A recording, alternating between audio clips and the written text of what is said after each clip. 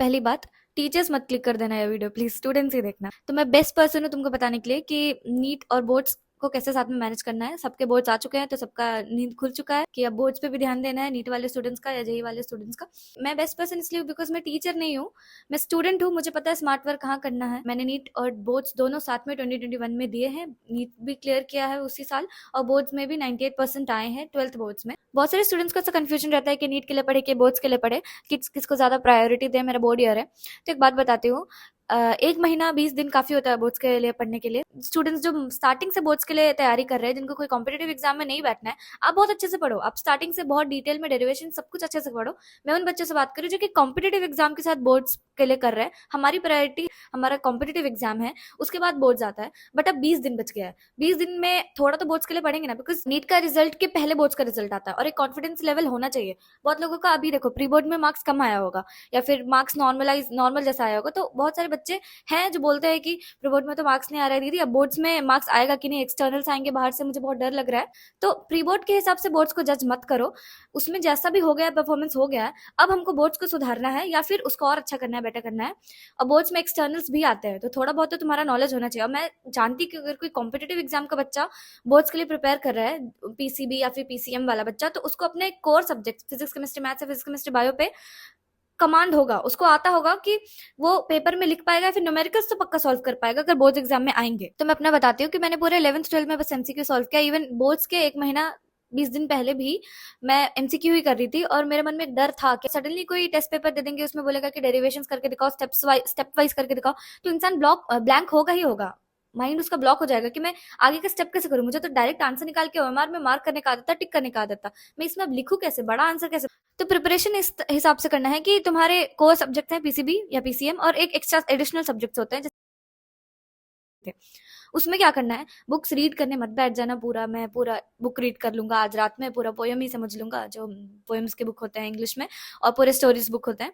मैंने क्या किया था मैं अपना बताती हूँ। बोर्ड्स के बीच में स्टडी लीव्स मिलते हैं, तो उन स्टडी लीव्स में मैंने डिवाइड कर लिया कि मुझे इतने दिन में इतने टोटल चैप्टर है, इतने दिन में इतना चैप्टर करूंगी तो ही लास्ट दिन तक मेरा शाम तक हो जाएगा, सो मैं रात भर रिवाइज कर पाऊँ।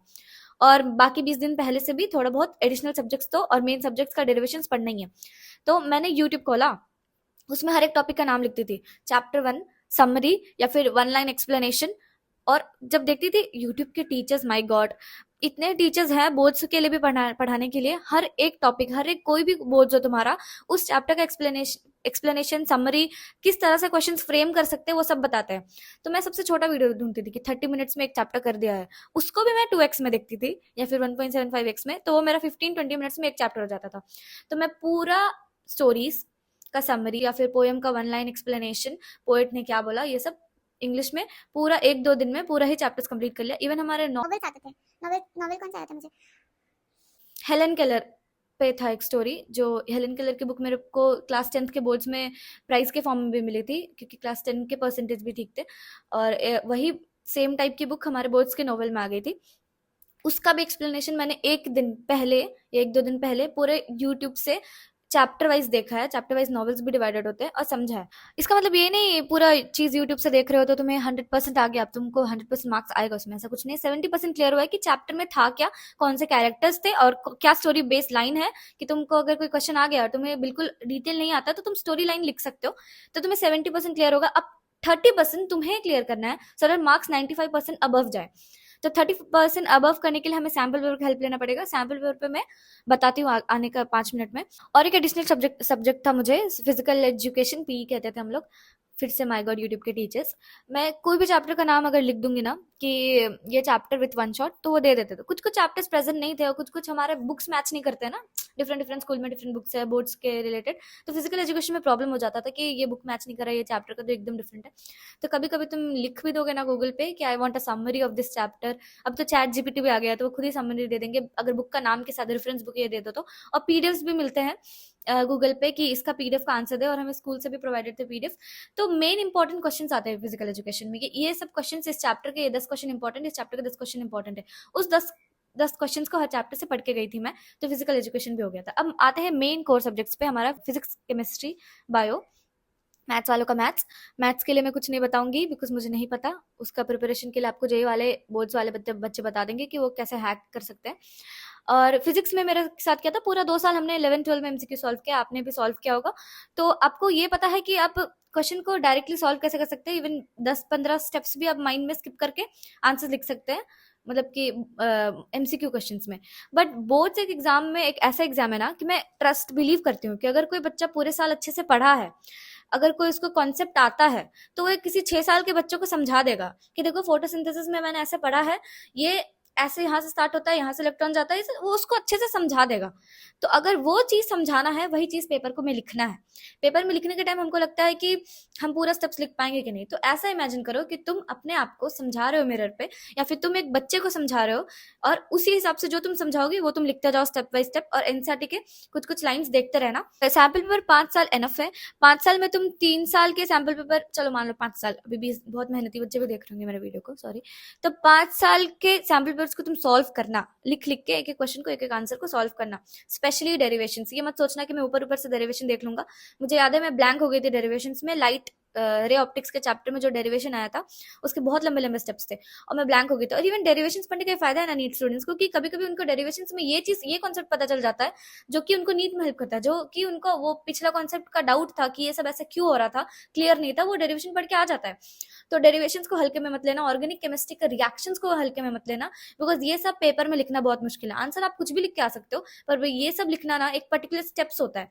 ये स्टेप्स को घर में डेली प्रैक्टिस करो, 20 दिन हर डेरिवेशंस को प्रैक्टिस करो। मेरे मेंटरशिप में मैं बोर्ड्स के लिए बताती हूँ, तो मैंने पीडीएफ सबको प्रोवाइड करके रखा है कि इतने डेरिवेशंस है मेन मेन फिजिक्स में, और अगर दूसरे, हाँ फिजिक्स में, और ऑर्गेनिक केमिस्ट्री में सारे मेन मेन मैकेनिज्म्स भी दे दियो। और प्लीज पेन उठा के कॉपी में लिखना कि ये सब डेरिवेशंस कैसे स्टेप वाइज किए जाते हैं। पेन जरूर उठाना, बिकॉज अगर पेन अभी नहीं उठाओगे तो एग्जाम में ब्लैंक हो जाओगे कि आगे का स्टेप क्या होगा, पक्का ये ब्लैंक आएगा अगर तुम ये बात मेरी सुन नहीं रहे हो तो। अब बाकी 10 सैम्पल पेपर डाउनलोड कर लो और लिखो मत, सामने मिरर रखो और उसके आंसर्स, क्वेश्चंस पढ़ो और आंसर खुद को बोलो कि अच्छा ये क्वेश्चन है, ये आंसर मैं खुद को बोल रही हूँ। और आंसर खुद को बोलोगे तो वो आंसर खुद के पेपर में लिख के आओ। कितने सैम्पल पेपर्स बनाओगे? 10-15-20 सैम्पल पेपर्स बनाते बनाते नीट का भी थोड़ा भी रिवाइज नहीं हो पाएगा, बोझ भी आ जाएगा। तो इससे बेटर है 5 सैम्पल पेपर अच्छे से बनाओ, बाकी को मिरर में आंसर्स बोलो और उसी आंसर को तुम एग्जाम में लिख के आओगे कि तुम एग्जाम का वही तैयारी है। तो मतलब कि तुम 15-20 सैम्पल पेपर बना लिए, जिसमें से तुम 5 लिख के बनाए हो और बाकी 15 मिरर में बोल के बनाए हो। ये बहुत फायदा होगा। ये हैक होता क्या है ना कि बच्चे को अगर कोई आंसर नहीं आ रहा है ना तो वो ब्लैंक छोड़ के चले जाते हैं। ऐसा कभी मत करना। उस चैप्टर, अगर तुमको पता चल गया क्वेश्चन किस चैप्टर का है तो उस चैप्टर से कुछ भी लिख दो, प्लीज कुछ भी लिख दो, बट उसको खाली मत छोड़ना, क्योंकि टीचर को स्टेप मार्किंग या फिर आंसर लिखने का भी मार्किंग है। इवन हाफ मार्क है हर एक स्टेप को, तो वो 1 मार्क्स तो देंगे तुम्हें। जो 5 मार्क्स का क्वेश्चन है उसमें 1 मार्क्स मिल जाएगा। सोचो, बिना कुछ जाने तुमने कुछ लिख के आया तो उसमें 1 मार्क्स मिलेगा। ऐसे मेरे टीचर खुद बोले थे कि बच्चे अगर लिखेंगे तो हम पक्का मार्क्स देंगे। हम चाहते हैं कि बच्चे बोर्ड्स में मार्क्स लाएं। और एक पॉइंट है कि अपने पेपर में बहुत क्लियरिटी रखना। ऐसा मत सोचना, मेरे से गलती हुआ है, ये बात बहुत बार हुआ है, बोर्ड्स में मैंने सुधार लिया है कि मैं पैराग्राफ बहुत लिखती है। सोशल साइंस और 10th में था ना, मतलब बायो में ही मान लो, मैं पैराग्राफ बहुत लिखती हूँ। एक पैराग्राफ, मतलब मैं अगर कोई टीचर होंगी ना तो मैं पढ़ूंगी नहीं पैराग्राफ को। ये टीचर्स ने हमें बाद में बार बार बताया कि प्लीज पैराग्राफ ना लिखे। भले आप 10 पॉइंट्स लिखने के बाद 11th पॉइंट फर्स्ट पॉइंट को मैच कर दे, बट ठीक है ऐसा कुछ कर दे, बट पॉइंट्स में लिखने से ना टीचर को फायदा होता है। टीचर को कन्वीनियंटली पेपर सॉल्व करना हो जाता है, इजीली हो जाता है कि एक एक पॉइंट्स में वो देख रहे हैं अच्छा ये सब पॉइंट्स है, तो वो हर एक पॉइंट का हाफ ऑफ मार्क्स मन में रखते हैं। पैराग्राफ कौन पढ़ेगा बताओ? बीच में अगर कोई पैराग्राफ का गलत सा लाइन मिल गया ना तो वो पूरा पैराग्राफ छोड़ देंगे कि इसने पूरा गलत लिखा है। तो प्लीज आंसर्स को, इवन फिजिक्स के आंसर्स को, केमिस्ट्री के आंसर्स को, बायो के आंसर्स को पैराग्राफ में मत लिखना, पॉइंट्स में लिखना। और छोटे छोटे पॉइंट्स बनाना कि अगर एक पॉइंट्स में एंड करके दूसरा पॉइंट बन जा रहा है तो उसको 2 डिफरेंट पॉइंट्स बना दो। जितना पॉइंट्स लिखोगे उतना मार्क्स मिलेंगे। और बड़े बड़े क्लियर हैंड राइटिंग में लिखना, ऐसे नहीं कि छोटे लेजिबल ही नहीं है, टीचर को मन ही नहीं पढ़ने का। जितना प्रेजेंटेबल कॉपी रहता है उतना मार्क्स आता है।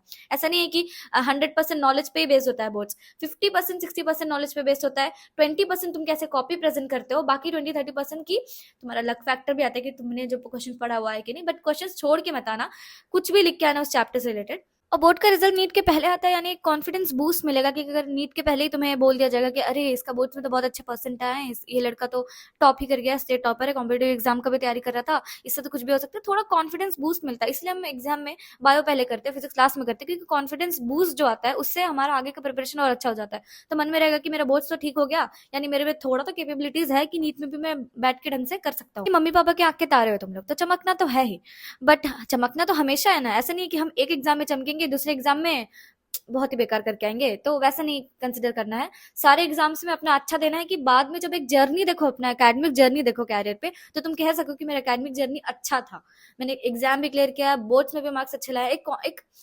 कॉन्फिडेंस आएगा तुम्हारे जर्नी को देख के सबको। इवन रिलेटिव्स भी, बहुत दूर दूर के रिलेटिव्स कॉल करके पूछते हैं कि आपका बच्चा का बोर्ड्स का रिजल्ट आया ना, बताओ कैसा है। तो सेल्फ डाउट ना हो, वो सेल्फ ड्राइव के लिए हम बोर्ड्स के लिए थोड़ा ढंग से पढ़ेंगे इस लास्ट के 20 डेज। एक बात याद रखना, डरना मत एक्सटर्नल से, ना ही टीचर से डरना। ये जो मन में सबके बैठा दिए कि टीचर्स मार्क्स काटते हैं, ऐसा कुछ नहीं है।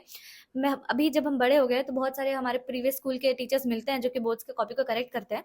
वो बोलते हैं कि हम चाहते हैं स्टूडेंट्स को मार्क्स देना, वो पेपर में कुछ लिख के तो आए। देखो मम्मी पापा के एक्सपेक्टेशंस होगा बोर्ड्स में, क्योंकि उनके जमाने से बोर्ड्स एग्जाम का ज्यादा इंपॉर्टेंस दिया गया है। वो उन लोग को भी एग्जाम में पूछते थे कि मैट्रिक का एग्जाम में बच्चा का कितना मार्क्स आया है, उनके लिए वो एग्जाम इंपॉर्टेंट है। तो कभी भी पेरेंट्स को ब्लेम नहीं करना है कि मैं कॉम्पिटेटिव एग्जाम के लिए पढ़ रहा हूँ, जिसके पेरेंट्स सपोर्टिव नहीं है, बोर्ड्स पे बोलते रहते हैं, तो मैं कॉम्पिटेटिव एग्जाम के लिए पढ़ रहा हूँ, इनको समझ नहीं आता है क्या बोर्ड्स का कुछ इंपॉर्टेंस नहीं। नहीं, उनके जमाने से ही बोर्ड्स का बहुत इंपॉर्टेंस है।